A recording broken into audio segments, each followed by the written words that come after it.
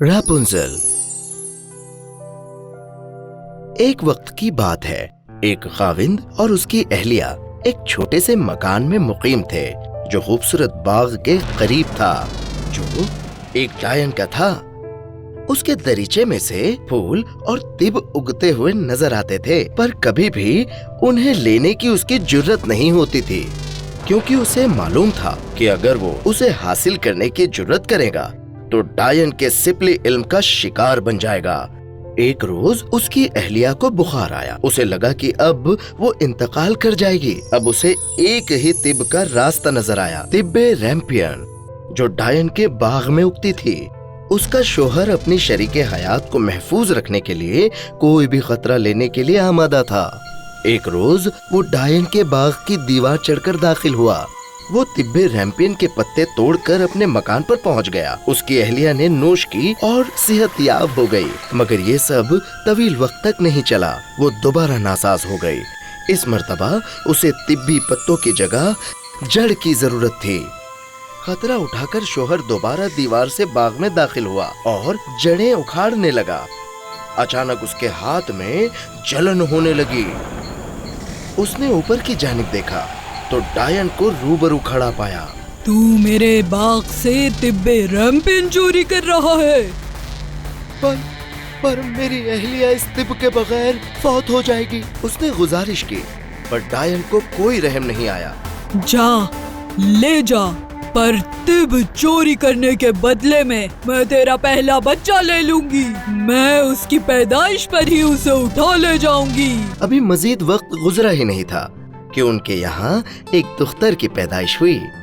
अभी तो उसने दीदारे आलम के लिए आंखें खोली भी नहीं थी कि इतने में डायन हाजिर हुई उस दुख्तर को लेने। दुख्तर की परवरिश में वो डायन की शर्त को जैसे भूल ही गया था। उसने दुख्तर को अपने पास रखने डायन से आजिजाना भीख मांगी। वो ज़ारो कतार रोने लगा, पर उसके आंसुओं और उसके गुजारिशों के कोई असरात डायन पर मुरत्तिब न हुए। वो दुख्तर को बेरहमी से छीन कर ले गई।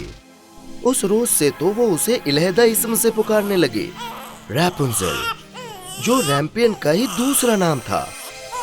अरसा तवील गुजरा। रापुंज़ेल आलम की सबसे हसीन और जमील लड़की दिखती थी। जब उसकी उम्र 12 साल की थी, तब जंगलों में बसी एक इमारत में उसकी रिहाइश थी।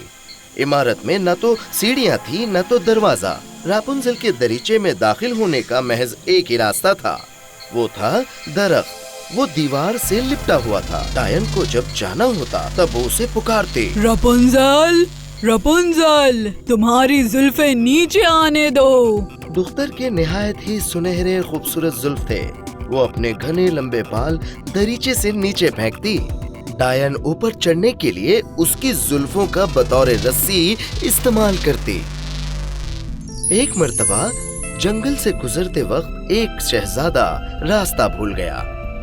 वो उस इमारत के करीब से गुजरा। उसने निहायत ही खुशनुमा आवाज सुनी। ऐसा नगमा गुनगुनाते उसने कभी नहीं सुना था। इतने में उसने डायन की आवाज सुनी, रापुंज़ेल, रापुंज़ेल, तुम्हारी जुल्फे नीचे आने दो। उसने खूबसूरत सुनहरे जुल्फों को नीचे आते देखा, जिस पर डायन चढ़कर गायब हो गई। शहजादे ने उस दुख्तर का दीदार किया, जो बहुत अच्छा गाती थी। उसने डायन के जाने का इंतजार किया। फिर उसने कहा, रापुंज़ेल, रापुंज़ेल, तेरी जुल्फों को नीचे आने दे। सुनहरे जुल्फ नीचे आए। वो इमारत पर चढ़ गया।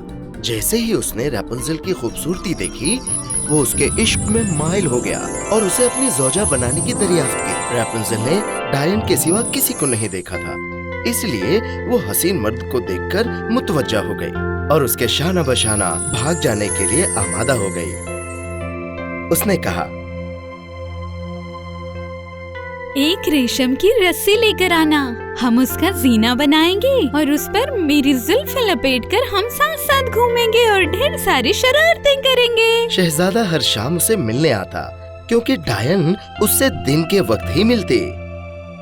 भागने का तयशुदा दिन करीब था, जबकि रापुंज़ेल को शहजादे के सिवा कुछ भी नजर नहीं आता था। रापुंज़ेल ने डायन से कहा, क्यों अच्छा नहीं हो सकता? तुम तो मेरे शहजादे से भी ज्यादा भारी हो। और डायन को लगा कि रैपुंज़ल उसकी मुखालिफत कर रही है, इसलिए तहश में आकर उसने उसके जुल्फ ही काट दिए और दरीचे में बांध कर लटका दिए और रैपुंज़ल को एक इलेहदा गुफा में कैद कर दिया। शहजादा वक्ते शाम वापस आया और हस्बे मामूल उसे पुकारने लगा। उसके जुल्फ नीचे आए और वो इमारत पर चढ़ गया, पर इस मर्तबा डायन ने उसे खींचा। वो चली गई, तुम उसका दीदार कभी न कर पाओगे। और इसके साथ ही उसने शहजादे को फेंक दिया। वो दरीचे से सीधा कांटों की शाट में जा गिरा और उसके दीदों में से लहू बहने लगा। वो नाबीना हो गया और पहाड़ों जंगलों में यादें रैपुंज़ल में घूमने लगा। एक रोज वो एक गार में पहुंचा जहां रैपुंज़ल मुकीम थी।